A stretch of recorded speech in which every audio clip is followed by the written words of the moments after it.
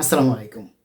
কথায় আছে যে একই মায়ের পেটে জন্ম নিলেই দুটি ভাই একই রকম হয় না। ১২ই ফেব্রুয়ারি ২০২৬ সালে যে জাতীয় নির্বাচনটি হতে যাচ্ছে, সেই নির্বাচনে দুটি দলই এখন প্রধান যারা সরকার গঠন করতে পারে, সরকারে আসতে পারে। প্রথমত হচ্ছে জামাতে ইসলাম, দ্বিতীয়ত হচ্ছে বিএনপি কিংবা আপনি ঘুরিয়ে যদি বলেন প্রথমত বিএনপি, দ্বিতীয়ত হচ্ছে জামাতে ইসলামী। কিন্তু এই ২ টি দলের দিকে যদি আপনি তাকান তাহলে একটি কথা আপনার মনে পড়ে যাবে সেটা হচ্ছে একই মায়ের পেটের ২ ভাই হলে সে ২ ভাইয়ের মনোবল, চিন্তা ভাবনা, সৎ এবং কি সব মিলিয়ে একরকম হয় না। সেম একই দৃশ্য দেখা যাচ্ছে জামাতে ইসলামী এবং কি বিএনপির প্রার্থীদের উপর।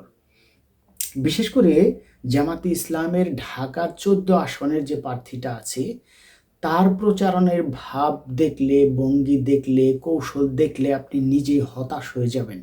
আশা করি অনেকেই জানেন স্ক্রিনে যে ব্যক্তিটাকে দেখতে পাচ্ছেন এটাই হচ্ছে ঢাকা ১৪ আসনের প্রার্থী জামাতে ইসলামের পক্ষ থেকে।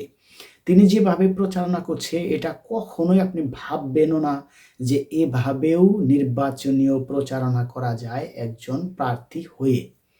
তিনি সরাসরি ভোটারদের কাছে যাচ্ছেন, ব্যবসায়ীদের কাছে যাচ্ছেন, রিকশাওয়ালাদের কাছে যাচ্ছেন, দিনমজুরি কাজ করে তাদের কাছে যাচ্ছেন, কৃষিকাজ যারা করে তাদের কাছেও যাচ্ছেন। গিয়ে সরাসরি প্রশ্ন করছে যে এই ঢাকা ১৪ আসনে যিনি নির্বাচিত হবেন তার কাছে আপনারা কি প্রত্যাশা করেন? তাদের কাছে কি আশা করেন?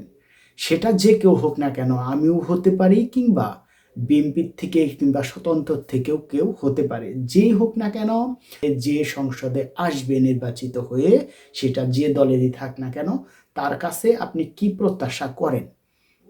সরাসরি খোলামেলা প্রশ্ন।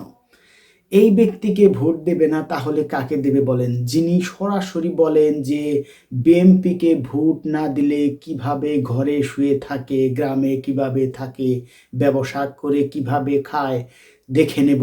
এ ধরনের যে হুমকি দেয় সে ভোট পাবে নাকি এইভাবে এত ভালো আচরণ এবং কি আপনার প্রত্যাশা তিনি জানতে চাচ্ছেন যে আপনি এই ঢাকা ১৪ আসনে যে বিজয়ী হয়ে সংসদে আসবেন তার কাছে আপনার প্রত্যাশা কি? তাহলে ভাবেন যে জামাত ইসলামীরও প্রার্থী, বিএনপিরও প্রার্থী। আপনি কোনটাকে বেছে নেবেন? আমি সবাইকে রিকোয়েস্ট করব যে জামাতে ইসলাম এবং কি বিএনপিকে নিয়ে একটু ভালোভাবে গভীর মনোযোগী দিয়ে চিন্তা ভাবনা করে ২০২৬ সালে অনুষ্ঠিত হতে যাচ্ছে সেই নির্বাচনে আপনার ভোটটি খুবই বুঝে শুনে তারপরে সৎ এবং কি যোগ্য লোককে দেওয়ার চেষ্টা করবেন। Thank you.